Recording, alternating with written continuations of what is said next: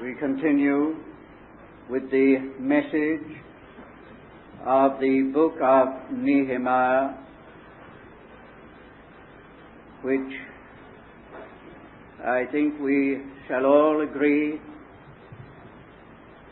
even with our brief and imperfect survey, is a message for our own time. We have seen that the inclusive, pervading thing in this book is the recovery of that for which the Lord has himself been most concerned all through the ages, but which from time to time has been lost, or shall we say suspended, sometimes almost eclipsed, as though it had disappeared. And then, by his own initiative, sovereign action has been brought back again. That is the all-pervading message of this book, recovery of that which is supremely in the heart of God. Now we are going to note another thing which runs right through the book, which represents God's way of recovery, and that, in a phrase, is the spirit of leadership.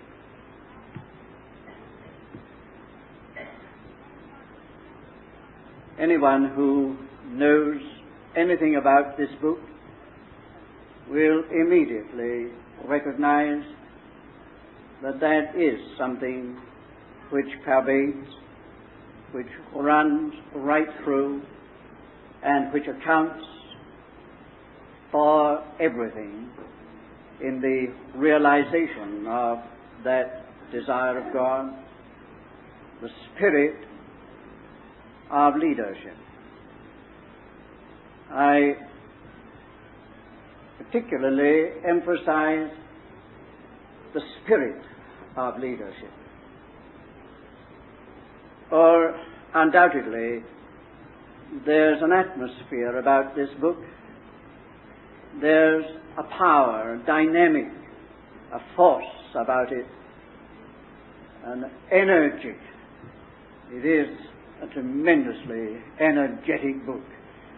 It's just full of energy. And all that constitutes this spirit of leadership. The leadership, you will see, is not just the leadership of an individual. It is something which, though it may come through an individual, reaches others. And first of all, takes hold of those called the princes, or the elders, what we would call the co-workers.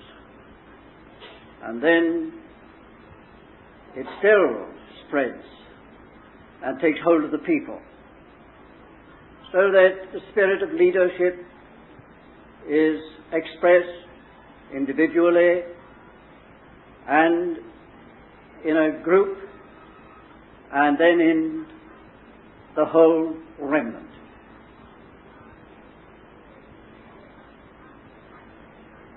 It is something which is not just bound up with any one person, but which becomes in its full expression a corporate thing. For all Israel, there is a company, a body that inspires or sets the pace or represents the mind of God in the first place. I say that at the outset, although we have more to say about it as we proceed. But it is about this matter of spiritual leadership that I am burdened to speak this evening.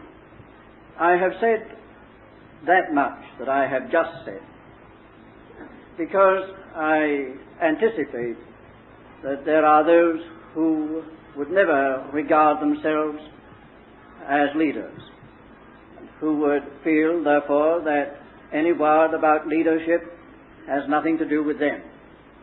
I want you to understand that leadership is as much a corporate matter as it is an individual matter or personal matter. On the other side, I can imagine that that word leadership might find a very real soul reaction from some directions, making an appeal, like the idea. It's very necessary, therefore, to get away from the merely personal idea in leadership and recognize that this is essentially a spiritual matter. True leadership in the things of God is not official, professional, or personal as such. It is essentially spiritual. That could be put in another way, but that is the burden of the message. That given real spirituality, leadership follows without any thought about it. Now this book, as you see from the very first chapter, is a very autobiographical book.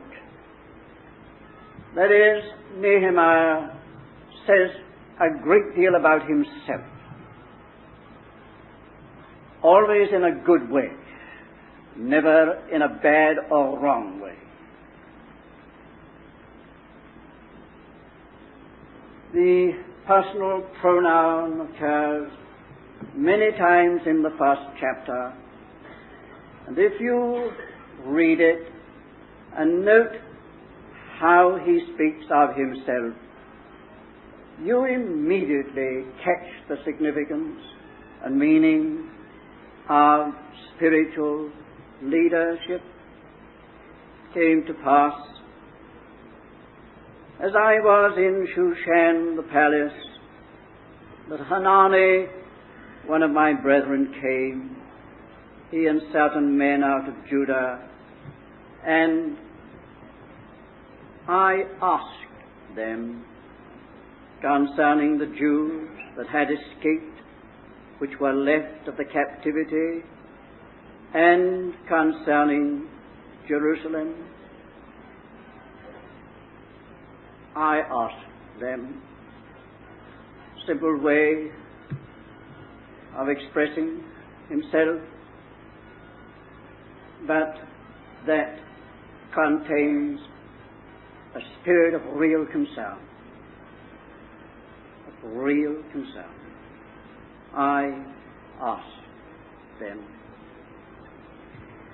It came to pass when I heard these words that I sat down and wept and mourned certain days, and I fasted and prayed before the God of heaven and said, I beseech thee, O Lord. You get the note?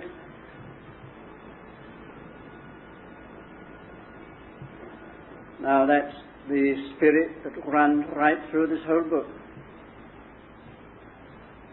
And in that you have the essence of spiritual leadership.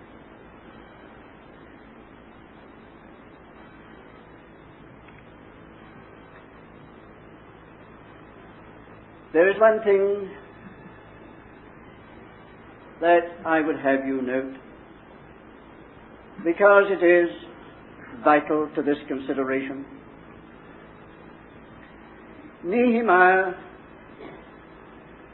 is one of many names in this book.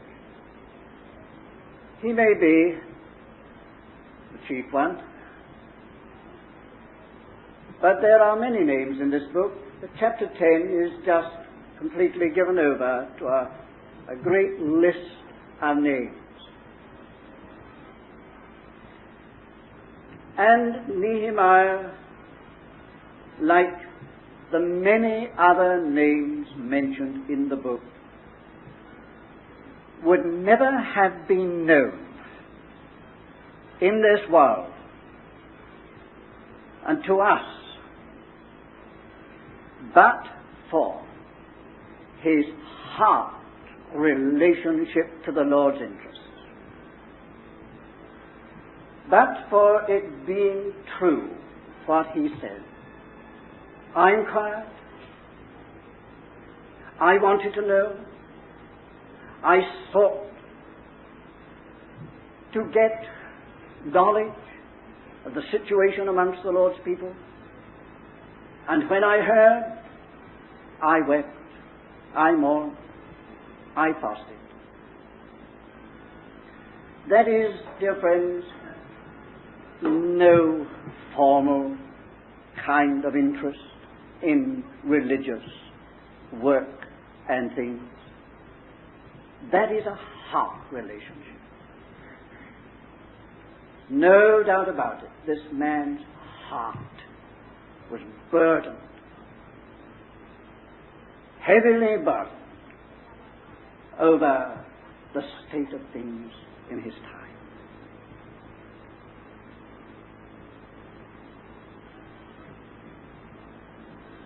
He sought nothing for himself. He was not just looking for an opportunity to do something big. It was out of this heart condition and this heart relation to the Lord that everything came where Nehemiah was concerned. And I repeat, we should never have known anything about Nehemiah, nor of these people, all of them, or any of them, but for this spirit that was found in them.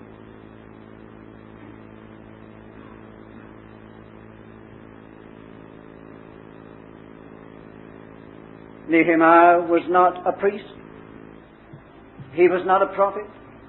He was not a king. Somehow or other, he had been put into an honorable position in a pagan court, as cupbearer to a pagan ruler. Quite a responsible position.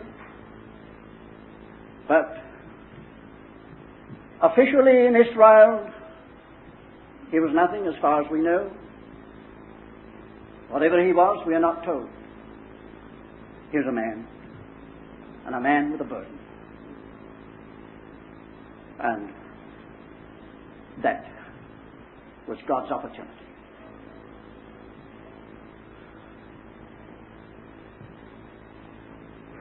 Who were all these people mentioned in chapter 10? Difficult names, many of them. Well, never heard of them before. Never hear of them again. But they're in the Bible. They're on the page of Holy Writ. They literally fulfill the word, the righteous shall be had in everlasting remembrance.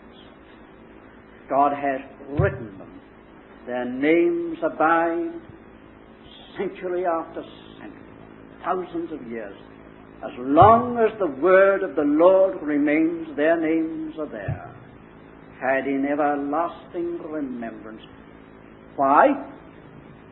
Not because any of them, Nehemiah included, was anything at all, but because they had a heart for God and a heart for what God wanted most of all. They, in their heart of hearts, which meant with everything that they had,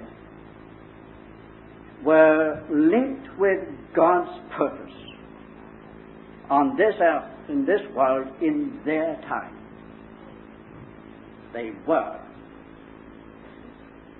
the prisoners of the purpose of God for its realization. And believe me, you may be a nobody in this world amongst men, but if that should be true, you or of me, there is an eternal significance given to every such one. An eternal significance. And a significance which altogether outstrips any natural human importance. God sees to that. You may never make a great name, even in the things of God, but there's a value attached to you which heaven gives and God gives, which is of eternal account, if it should be true that, like Nehemiah and these others, you in your heart should be committed so utterly to the thing that God wants in your lifetime, in your day and generation. From nothing and nobody, moving into eternal accountability before heaven and before God. And that is a thing to be taken account of. But again, it's a matter of your spiritual life and the effect of your spiritual life as being something positive. As I said to begin with, the method of God in realizing His purpose is by spiritual leadership, but spiritual leadership is not something to which you are appointed. It is not the work that is given to you by man. It is not any office or anything of the sort. Spiritual leadership is spiritual influence, the contagion of downright spirituality or committal to God's purpose. Springs from the heart. And all such counts with God. And the names go down. And the book of remembrance is kept. And such righteous ones are had in everlasting remembrance. You may not get your name into the Bible, but there's a bigger Bible than this one being written in heaven, in which there are many more names than in the whole of this body. And the names of those who think on His name, to use Malachi, who think on His name. And that was what Nehemiah was doing. I inquired, I asked, and when I heard, I wept, I mourned, I fasted. That was not the end. Then I acted. I acted. That we know the action of Nehemiah. Well, you see, it's from amongst those of that spirit that God makes His choice. There is a sovereignty, I know, in the choice of leaders. and in leadership. And yet, two things always go together. God's sovereignty works hand in hand with the spirit of a man or a woman. He chooses, but he chooses according to his knowledge of the heart. If he chose Nehemiah sovereignly, he had read Nehemiah's heart. If he chose David, he had read David's heart. If he chose Paul, with all his mistakenness and blindness, he had read the man's heart and said, there's a man who will be utter for me. There's a man whose heart is at least not a divided one, it's whole on what he's doing. There's a man who will give me everything, withhold nothing. God reads the heart, tests the heart. He looks upon the heart. He puts into difficult situations through long drawn-out trials and adversities and sufferings and disappointments. But in all, he's watching the heart. Is that heart for me? Is that heart for me? And if in reading the heart, in spite of failures, in spite of our miserable, contemptuous disappointing of the Lord in many activities and ways, he can see the heart that is really toward him beneath and through it all.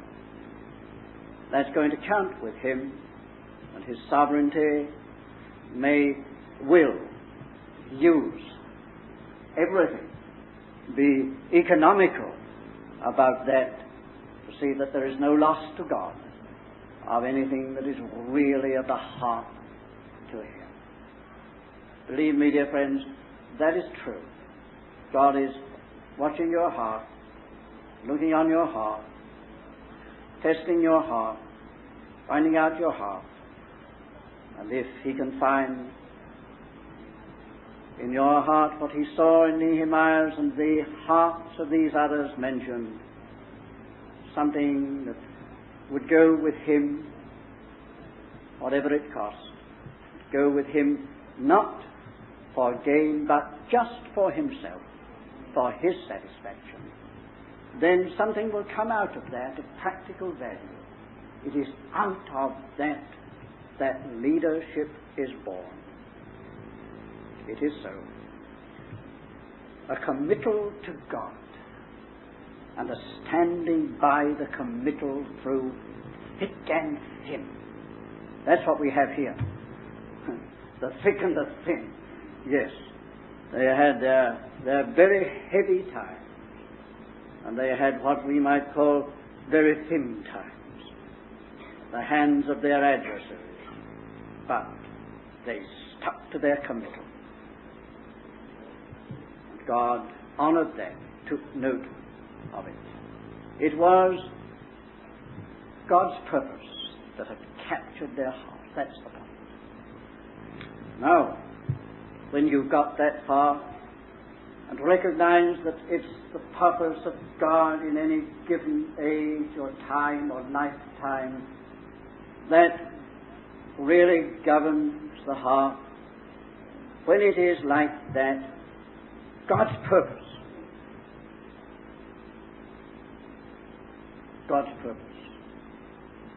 then you notice certain things issue from that. First of all, it was the purpose of God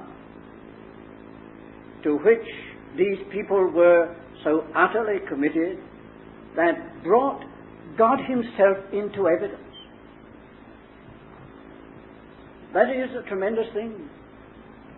You see, God can be latent, or he can be patent. God can be passive, waiting, inactive, inoperative, standing. And people have to say, God, what is God doing? God's not doing anything. And such a time is a terrible time. Or God can be on the move. He can really be coming out in evidence and evidences.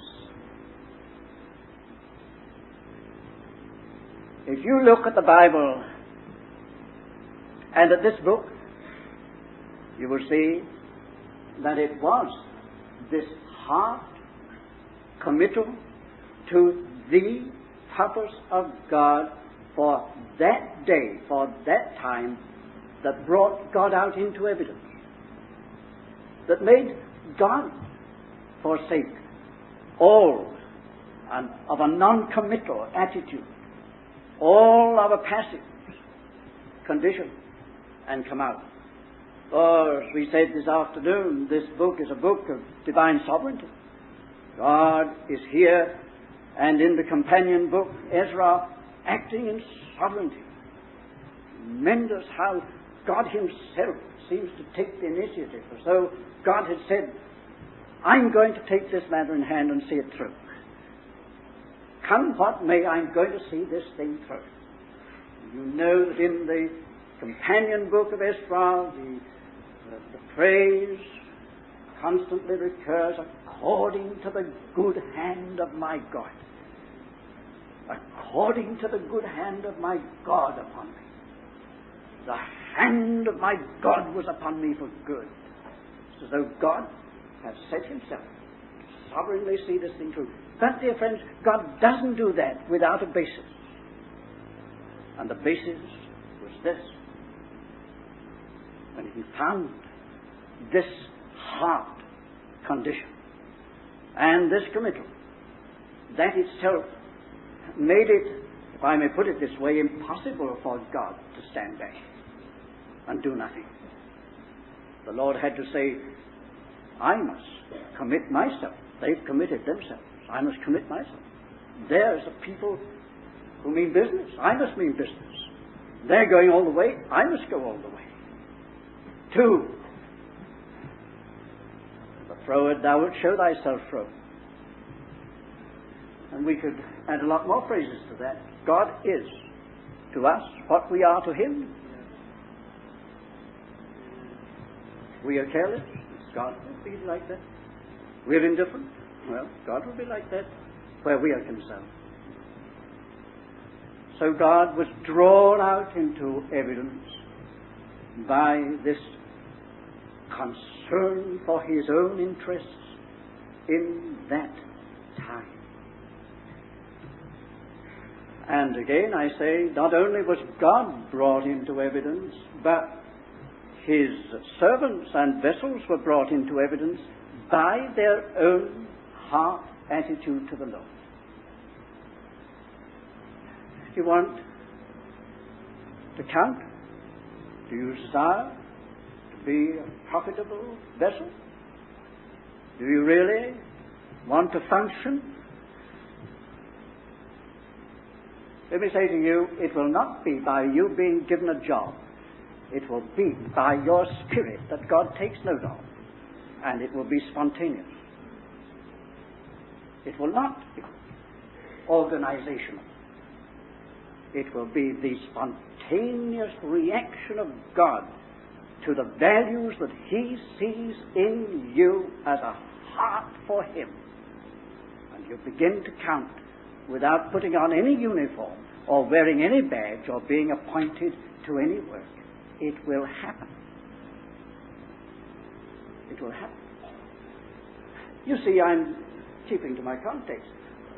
There's nothing in this book or anywhere else in the Bible to say that Nehemiah was appointed to this work. Officially appointed to this work.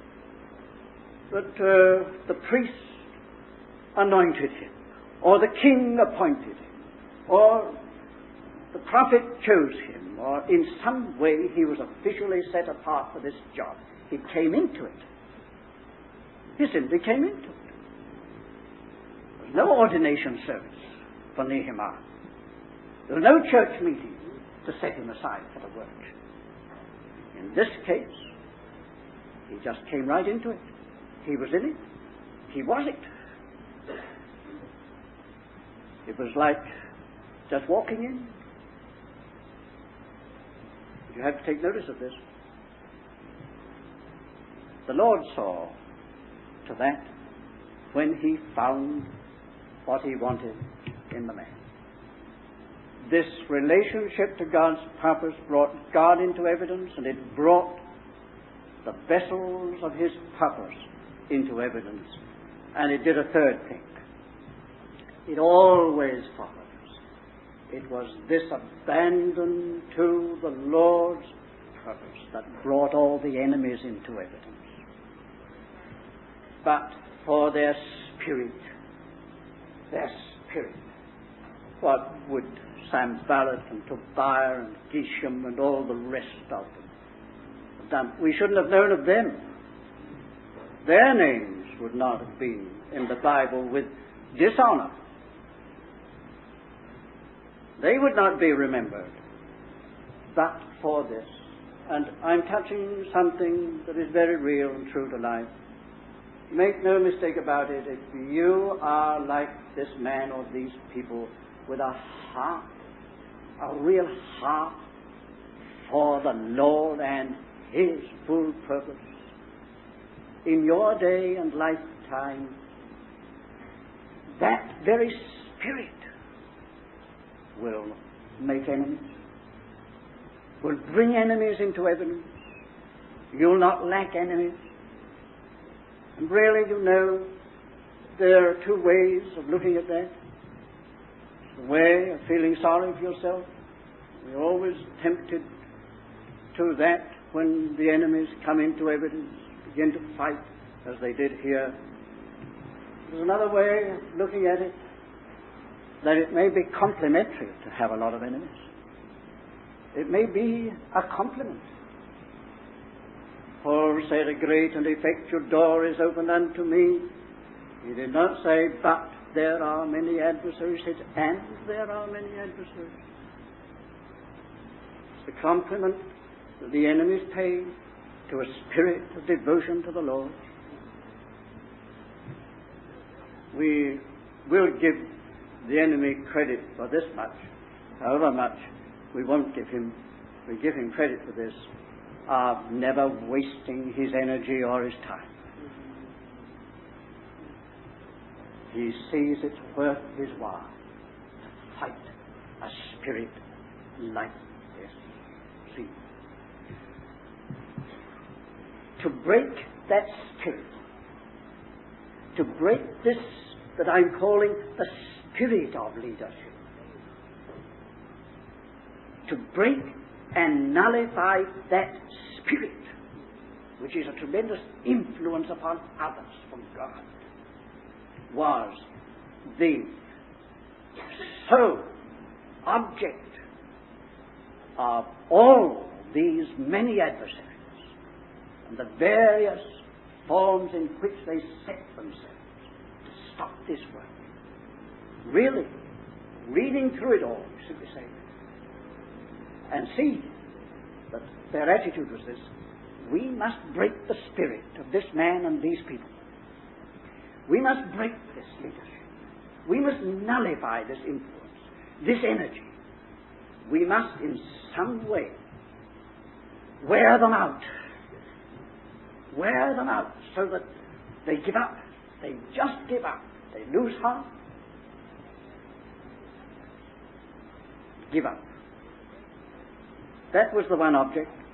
Many, many were the ways of trying it, but only one thing was in view. We must break the spirit. See it, friends? That is the enemy's object. Break your spirit if you are so set upon God.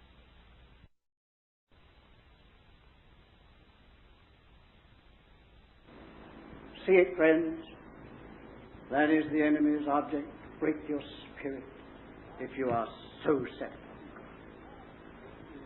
Take the heart out of it to wear you out. to use the phrase from the book of Daniel, wear out the saints. Well, this attempt at that, as you know from the book, was made in many different ways, along different lines. First there were threats to try and bring fear of consequences, fear of what the enemy could do and would do, threats. There was, when that failed, despising and contempt, ridicule, trying to make them feel foolish and feel ridiculous. Look at their wall. If only a fox goes up against it, it will fall down. Self despising in a wrong way. There is a dignity that should be found in leadership. For Nehemiah said, should such an one as I flee? And who is there that being as I will take refuge, will hide himself, seek security in the house of God? Ridicule, it failed. Then intrigue, trying to involve in a subtle scheme. Misrepresentation, misconstruction of motive, perversion and distortion of intention. It's all here. It's all here. They said Nehemiah is trying to make a name for himself, gathering around him prophets to preach him, preach his name. This is all personal interest. It's cruel. It's cruel. But it wasn't true. Where did it come from? Dear friends, this achievement would never have been accomplished. This committal of God would never have been made. This divine sovereignty in action would never have been effective if Nehemiah for one moment was seeking a name for himself. God doesn't do that. God doesn't do that. If there is any personal motive at all bound up with our attitudes and relationships to the things of God, God stands back until that has been disciplined out of existence. With Nehemiah, God saw that this was all lies, all false, it was not true, and God committed himself. He will not do that if you've got any ambition to have position or name and do some work that will be attributed to you. Ah, yes, this is very true. You wanted to be a great evangelist. You told yourself that you wanted many souls to be saved, but God reads the heart. Some ambition to be something great in the Christian world. You wanted to be a teacher. People should say something about your gift as a teacher or something else. And the Lord hasn't done it. And believe me, He will not do it. It's His name and His name alone to which He will commit Himself. And the Lord, so coming out in these evidences that He was in this business, was because the spirit of leadership was free from all that which the enemy sought to associate with it falsely and attribute to it. It was all untrue. We must have purity of heart. That's the point. The enemy must never be able truly to accuse.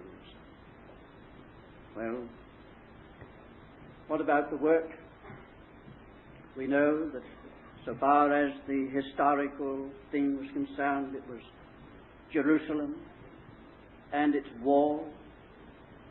What did it represent eternally and spiritually and in the heavenly way? It just represented that which was holy of God. Holy of God. Something holy of God. Everything bears that out. It would never have been if it had not been of God. It was impossible. See how impossible it was. Right from Chaldea and around in the country and around Jerusalem, everything constituted an impossible situation, but that God wanted this. God's heart was on this. This was something for God. And that wall was the mark, the boundary of something holy of God. I cannot emphasize that too strongly, that God wants something.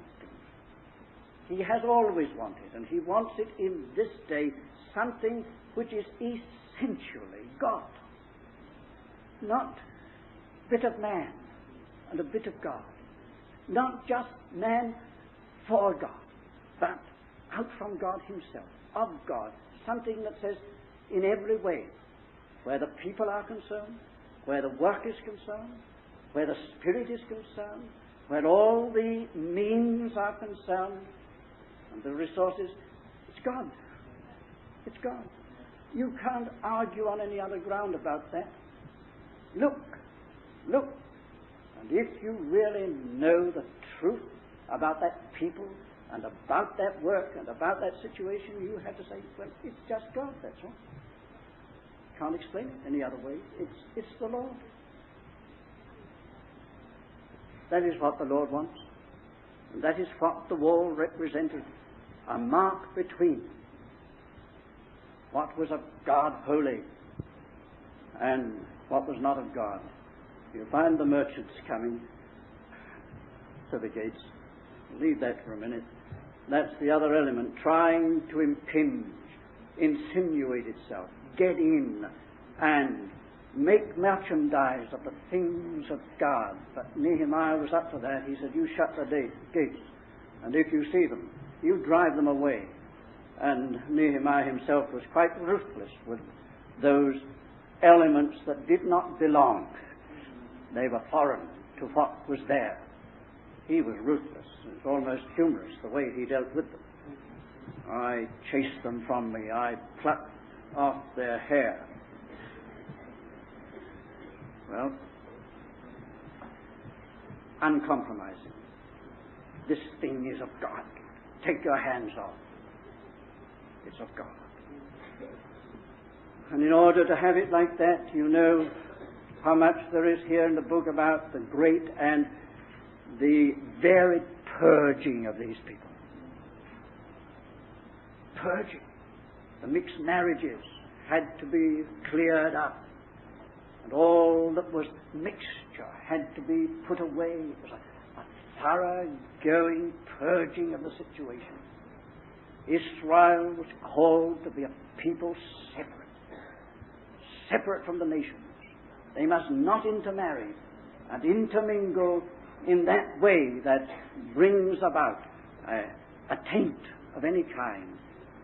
And in that prescription of God, there is the principle, the abiding spiritual principle, that God will not tolerate mixture between two kingdoms, His own and another. Anything that is a mixture of the kingdom of heaven with the kingdom of Satan, which is the kingdom of this world, God will not tolerate. And so we have this great time set apart for purging all mixture, clearing out all that was confused and contradiction. This thing, it must be pure, it must be of God. You and I must be like that. No heart compromise with this world, no intermixture spiritually in an inward way with what is not of God. The Lord takes great pains, dear friends, to get us clean.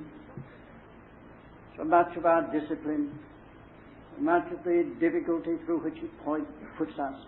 It may take years over it. It may be a very, very hot fire through which we go. But He's after getting rid of these mixed elements in us. These things that will just spoil everything if He doesn't deal with them, to get us to a pure place where it is the Lord. It's the Lord, not ourselves in any way, but the Lord, just the Lord. He must have it like that. These people were a purged and a purified people, essentially so, to express the nature of God, and thereby to have His testimony established in the earth. This is God. So the wall was the bound, we might say, intrinsically, in an intrinsic way, the true spiritual nature of God's people was represented by that wall. Was within that wall. That's what it said. That wall and city,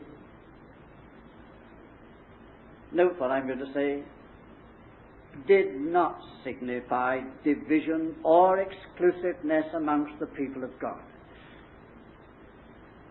Read again. See? There was no division or exclusiveness so far as the Lord's people were concerned. Don't let us make a mistake about this. It's very important for us, dear friends, to keep this in mind. May stand for utterness for God and for a pure testimony and for the fullness of Christ. Put it how you will, but never allow the idea to creep in that makes you and your testimony a divisive thing amongst the Lord's people, or makes this an exclusive kind of thing.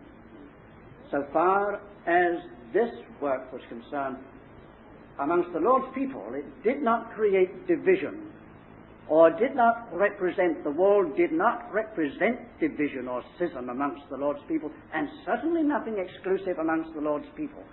If that wall spoke of dividedness and separation, it was solely and wholly between what was of God and what was of the world. That is the meaning of the wall. That is the meaning of the gates. That's the meaning of those gates being closed on the Lord's day. That is something of God, sacred to God. And therefore the merchants and tradesmen that tried to come in and bring their goods and trade upon what is of God had no place with Nehemiah. It was the wall and the gates that said no to the world, the spirit of the world. And you know there's a great deal of commercialism in Christianity. However, leave that. The wall is not division amongst the Lord's people. Let us be careful that we do not ever imply that a testimony of utterness and fullness of God divides us from the other people of God. Never allow that to be suggested. And certainly it does not represent anything exclusive. But it does represent this very definite division between what is of God and what is not of God, that is, of this world. This wall was a protective thing, a defensive thing against the world's spirit. There's a spirit which is of God and for God inside, and there's a spirit of the world outside. The wall was there to defend and protect against that world spirit. And I'll just say one other thing. I think if I can only say one more thing out of so many as I close this evening. This wall gave a great opportunity to the Lord's people to let it be known exactly where they did stand in relation to the Lord's fullest interests, to God's purpose. You know, it was the least pleasant thing to live in that city. It was not the thing that the natural heart would choose. Only a tenth of all the people agreed to live in the city. The others preferred the country, outside. But, look again, a special blessing was conferred upon that tenth. A special blessing was conferred upon the tenth, the tithe of all the people who agreed to live in the city. I think there's something there to take note of. This position for God of unmixed devotion to the Lord, utterness for the purpose of God, the fullness of Christ, all that this represents. This is a test, you know. It really is a test. It will find us out.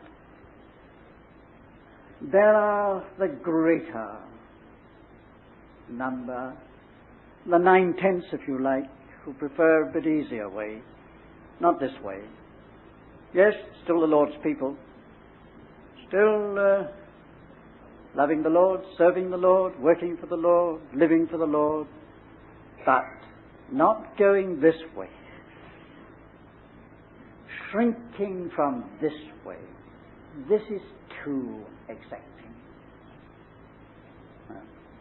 But this wall gave a real opportunity for people to show really where their hearts were, whether their hearts were in the purpose of God or not. The Lord does that. He raises up something, and it's a tremendous test to people, and many won't face it. Many won't go that way. Many say, as did some in the days of the Lord, this is a hard saying, who can hear it? Or this is a hard way, who can go it? It's a few, perhaps, who stand the test and live in the city. I think we'll stop there for this evening. You've got quite enough. Do you see clearly all that this means?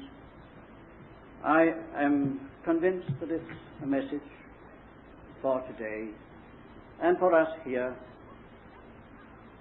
I am cast upon the Lord that you see the significance, for I never felt more that we here in this place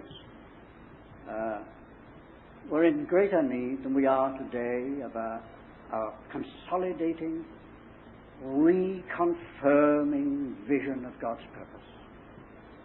Really what the heart of things is with God.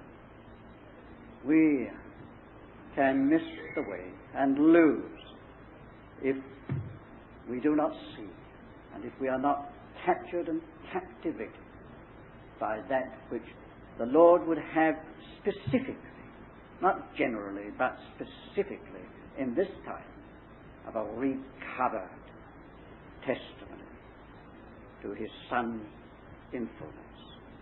We pray.